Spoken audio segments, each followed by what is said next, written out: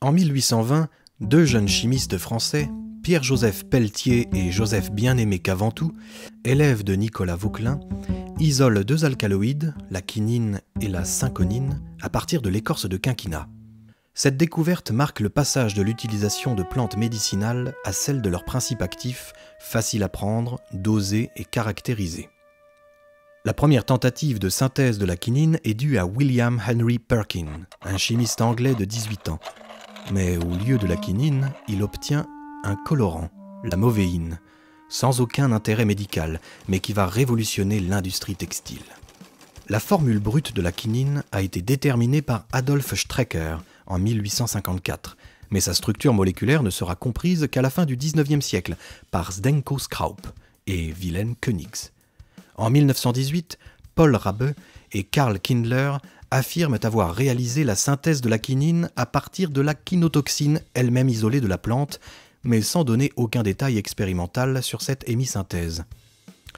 En 1944, Robert Woodward et William von Eggers-Döring annoncent avoir réussi la synthèse totale de la quinine, mais ne décrivent pas les étapes conduisant à la quinotoxine et s'en remettent aux travaux de Paul Rabe pour sa transformation en quinine.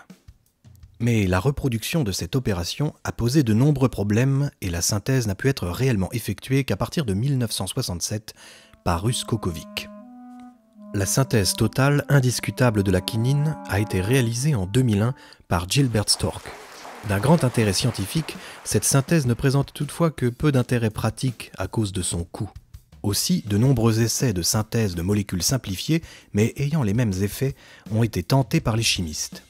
À partir de 1925, la firme germanique Bayer réalise la synthèse de molécules capables d'empêcher les rechutes du paludisme, la plasmokine, la mépacrine, puis la rhizokine et la sontokine. Bien que prometteuses, elles furent jugées trop toxiques. Pendant la Deuxième Guerre mondiale, la production de quinine à partir du quinquina est interrompue à la suite de la prise de Java par les Japonais. Les molécules synthétiques sont alors largement utilisées. Les Américains et Britanniques synthétisent à leur tour la rhizokine, avant, eux aussi, de la juger toxique. Les travaux des Français de Vichy installés à Tunis sont récupérés par les Alliés et redonnent de l'intérêt pour la rhizokine.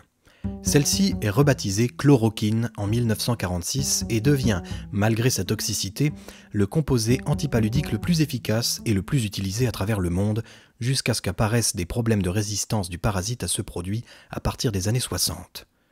Mais la chloroquine n'a pas fini de faire parler d'elle. Utilisée par des médecins pour le traitement du Covid-19, elle déchaîne toujours les passions.